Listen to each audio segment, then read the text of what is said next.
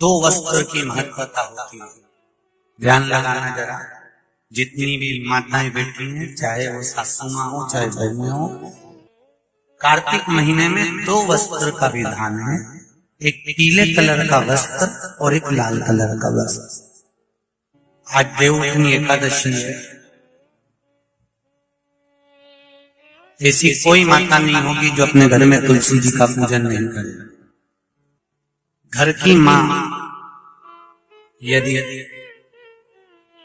आज देवउठनी एकादशी के दिन लाल वस्त्र, वैकुंठ, वैसे तो पचवीगन का महत्व बताया गया है स्कंद पुराण में, जो 5 दिन पीछे के होते हैं। आंवला नवमी से जो क्रम पचवीगन का चालू होता है, पूर्णिमा तक, वैकुंठ चतुर्दशी के क्रम तक, उसका जो महत्व, इन 5 दिनों की महत्वता वैसे स्कंद पुराण में कही गई है, पर आप समझें उसको। लाल वस्त्र अगर कार्तिक महीने में तुलसा महारानी पर ओढ़ाया जाता है और वही वस्त्र बाद में रख लिया जाता है संभाल कर, तो उस घर में किसी कर्म गति के कारण भी अगर अपशब्द निकल रहे होते हैं तो वो अपशब्द वो वस्त्र रोक लेता है।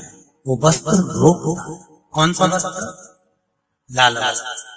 पीला वस्त्र इन 5 दिन में अगर तुलसा महारानी को चढ़ाया जाता है और उसको रखा जाता है, तो जिस नारी के गर्भ से संतान नहीं भी हो रही होती है, उसके कक्ष में अगर वो वस्त्र कुछ दिन तक रखा रहता है तो ये निश्चित आती है कि गर्भ ठहरता जरूर है। ये पीले वस्त्र की और लाल वस्त्र की महत्वता कार्तिक महीने में। जैसे ही मंजरी बड़ी हो, मंजरी को उतार दिया, शालिग्राम जी को समर्पित कर दिया, ठाकुर जी को चढ़ा दिया। इतना सुंदर कहा है, शंकर जी का नाम लेकर, जैसे आपको कथा में कहा था, बद्रिकाश्रम जाओ तो चने की दाल चढ़ाओ, किसका नाम लेकर? शंकर जी का नाम लेकर।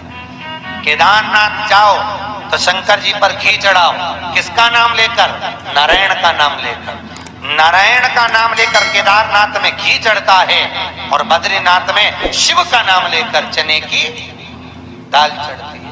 उसी तरह मंजरियों को इकट्ठा कर कर मंजरी 108 मंजरी की माला तैयार कर कर शिव का नाम लेकर जो नारायण के शालिग्राम जी के गले में माला धारण करा देता है, उसकी मनोकामना पूर्ण हो जाती है।